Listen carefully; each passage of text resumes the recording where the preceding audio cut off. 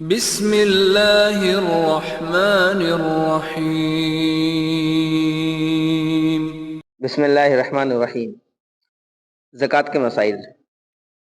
زکوٰۃ کے متعلق ایک اہم مسئلہ یہ ہے کہ سال گزرنے کا کیا مطلب ہوتا ہے کہ زکوٰۃ جب واجب ہوتی ہے جب سال گزر جائے نصاب کے اوپر، تو نصاب کے اوپر سال گزرنے کا کیا مطلب ہے، اس کو اچھی طرح سمجھنا چاہیے۔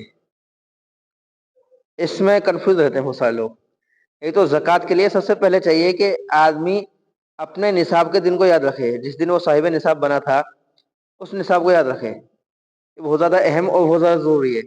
جو اکثر لوگ جو ہے اپنے صاحب نصاب والے دن کو، جس دن وہ صاحب نصاب بنے تھے اس دن کو یاد نہیں رکھتے، حالانکہ رکھنا چاہیے۔ تو جو لوگ ویڈیو سن رہے ہیں اب تک صاحب نصاب نہیں بنے تو آئندہ یاد رکھیں کہ جس دن صاحب نصاب بنے، جس دن ان کے پاس 52.5 تولہ چاندی کی بقدر یعنی 612 گرام چاندی کی بقدر ان کے پاس جو ہے مال تجارت سونا چاندی کیش ہو جائے، تو اپنے جو ہے اس دن کو لکھ لیں اور چاند کی تاریخ سے لکھیں۔ ایک محرم یا جو ہے ربیع الاول، ربیع الثانی، جمادی الاول، رجب، شعبان، رمضان، شوال، جس مہینے کے اندر وہ صاحب نصاب بنا اس تاریخ کو اس مہینے کو لکھ لے باقاعدہ۔ نہیں لکھیں گے تو بھول جائیں گے اکثر، اور پھر ہر سال اسی دن حساب لگائیں گے۔ ایک چیز تو یہ ہے، اس سال جب تک سمجھ میں نہیں آئے گا تب ہم تاریخ متعین نہیں کریں گے، اور جب تک سال گزرے گا بھی نہیں صحیح سے، ورنہ اندازے سے جو ہم زکوٰۃ نکالتے چلے جائیں گے، کبھی صحیح نکلے گی کبھی صحیح نہیں نکلے گی۔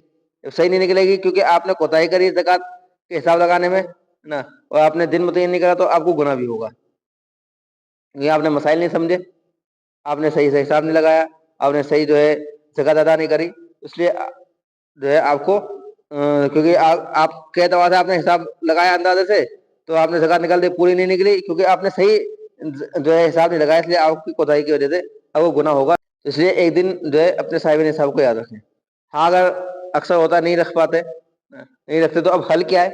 حل یہ ہے کہ پھر ایک دن متعین کر لیں اور ہمیشہ ہمیشہ کے لیے متعین کریں۔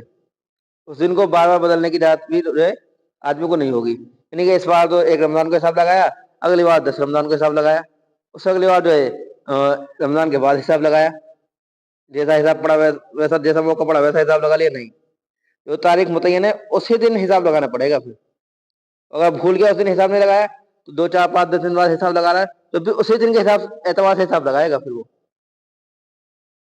یعنی کہ مثال کے طور پر 1 شعبان متعین کری، اب بھول گیا رمضان آ گیا، رمضان میں حساب لگا رہا ہے، نہیں رمضان میں حساب لگا رہا ہے تو 1 شعبان کے اعتبار سے حساب لگائے گا وہ۔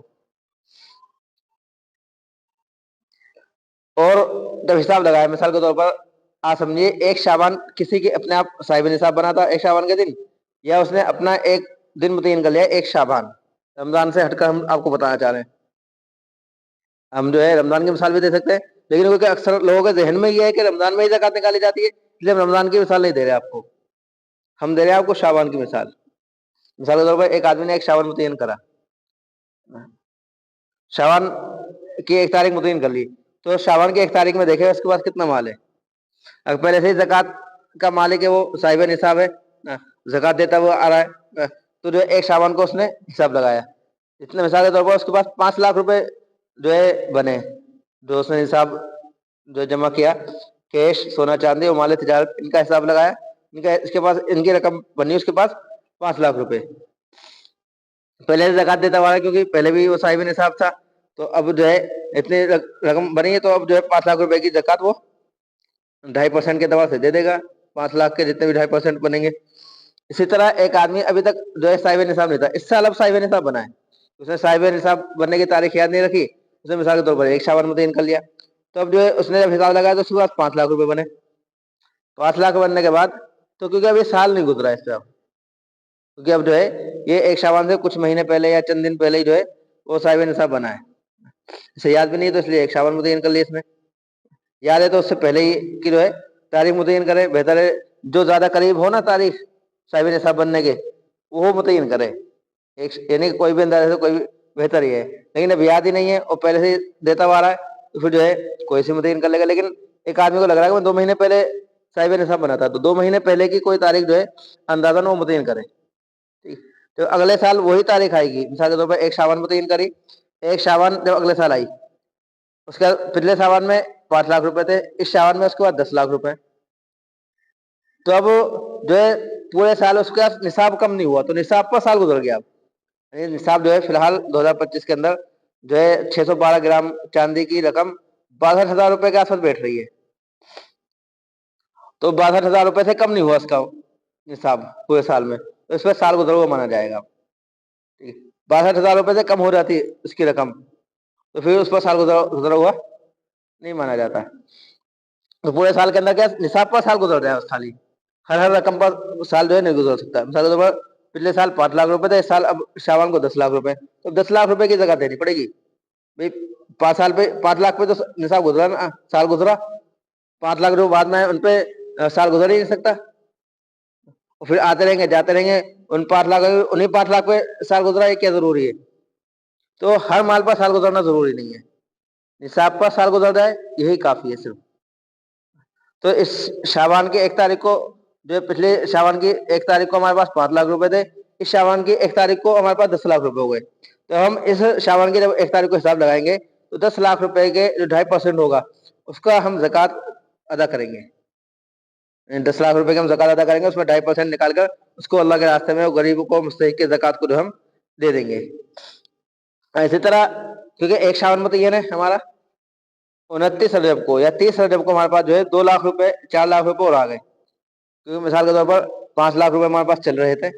तो 29 रजब को जो है हमारे पास यानी एक शाबान से 1 या 2 दिन पहले हमारे पास 2 लाख रुपए 4 लाख रुपए और आ गए। मिसाल के तौर पर 5 लाख रुपए थे, 2 लाख रुपए और आ गए, 7 लाख रुपए हो गए। तो 7 लाख रुपए का हिसाब लगाएंगे और 7 लाख रुपए के हिसाब से जो है 2.5% ज़कात अदा करेंगे। तो इसी तरह जो है हमने हिसाब लगा लिया, 7 लाख रुपए का हिसाब लगाकर ज़कात अदा कर दी। ठीक है, या जो है हमने हिसाब लगा लिया, हिसाब लगाने के बाद आहिस्ता आहिस्ता हम ज़कात अदा करते रहेंगे।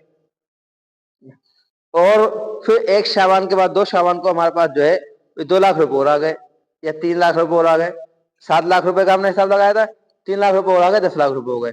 अब इन 3 लाख का हिसाब नहीं लगाएंगे हम, क्योंकि वो दिन के बाद आए, वो जो दिन हमारा मुतय्यन था उस दिन के बाद जो उसमें आए हैं, तो उसमें ज़कात के हिसाब में शामिल नहीं होंगे।